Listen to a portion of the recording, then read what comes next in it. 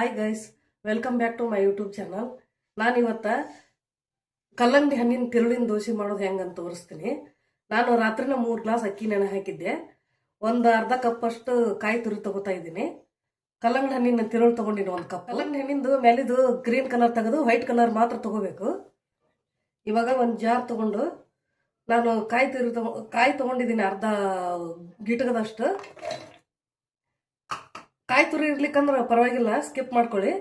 ನಾನು 1 ಕಪ್ನಷ್ಟು ಕಲ್ಲಂಗಡಿ ಹಣ್ಣಿನ ತಿರುಳು ತಗೊಂಡಿದ್ದೀನಿ, ಒಳಗಿಂದು ವೈಟ್ ಕಲರ್ ಮಾತ್ರ. ನುಣ್ಣಗ ರುಬ್ಕೋಬೇಕು, ತರಿತರಿಯಾಗಿರಬಾರ್ದು ಇದು. ನಾ ಇವಾಗ ರುಬ್ಕೊಂಬರ್ತೀನಿ. ಕಾಯಿ ರುಬ್ಬಿದ್ದಾಗಿದೆ, ನುಣ್ಣಗ ರುಬ್ಕೋಬೇಕು, ಯಾವಾಗಲೂ ತರಿತರಿಯಾಗಿರಬಾರ್ದು. ಇವಾಗ ಅಕ್ಕಿ ರುಬ್ಕೊಂಬರ್ತೀನಿ ನಾನು.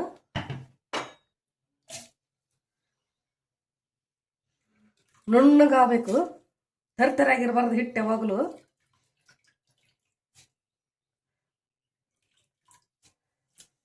ನಾನು ಹಳ್ಳುಪ್ಪು ಹಾಕ್ತೀನಿ, ಇವಾಗಲೇ ರುಬ್ಬಕ್ಕೆ ಹಾಕ್ತೀನಿ. ನಾನು ರುಚಿಗೆ ಎಷ್ಟು ಬೇಕೋ ಅಷ್ಟು ಉಪ್ಪು. ಇದನ್ನು ರುಬ್ಕೊಂಬರ್ತೀನಿ. ಇವಾಗ ಅಕ್ಕಿನೂ ರುಬ್ಬಿದ್ದೀನಿ ನಾನು. ತರಿತರಿಯಾಗಿರ್ಬಾರ್ದು ಹಿಟ್ಟು, ಯಾವಾಗಲೂ ನುಣ್ಣಗಾಗಿರ್ಬೇಕು. ಇವಾಗ ದೋಸೆ ಹಾಕೋದು ಹೆಂಗಂತ ತೋರಿಸ್ತೀನಿ ನಾನು. 10 ನಿಮಿಷ ಹಿಟ್ಟು ನೆಂದಿದೆ. ನೀವು ಹಾಫ್ ಆನ್ ಅವರ್ ಬಿಟ್ಟರು ಅದೇನು ಹುಳಿ ಆಗಲ್ಲ ಹಿಟ್ಟು. ಸಾಯಂಕಾಲನೂ ಮಾಡ್ಕೋಬೋದು. ಹಿಟ್ಟು ಈ ನೀರಾಗಿರ್ಬೇಕು, ಈ ಥರ ಹಾಕೋಬೇಕು. ನಾ ದೊಡ್ಡದು ಹಾಕ್ತೀನಿ, ನೀವು ಚಿಕ್ಕ ಚಿಕ್ಕ ಹಾಕೊಂಡು ಮಾಡ್ಕೊಳ್ಳಿ ದೋಸೆನ. ಇವಾಗ ಸ್ವಲ್ಪ ಎಣ್ಣೆ ಹಾಕಿ, ಜಾಸ್ತಿ ಎಣ್ಣೆ ಹಾಕೋಬಾರ್ದು, ಮುಚ್ಚಿಬಿಡ್ಬೇಕು ದೋಸೆನ.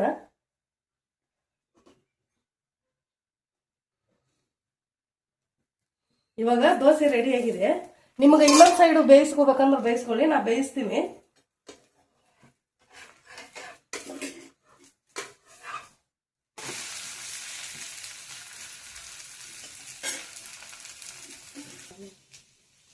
ಕಲ್ಲಂಗಡಿ ಹಣ್ಣಿನ ತಿರುಳಿನ ದೋಸೆ ರೆಡಿಯಾಗಿದೆ.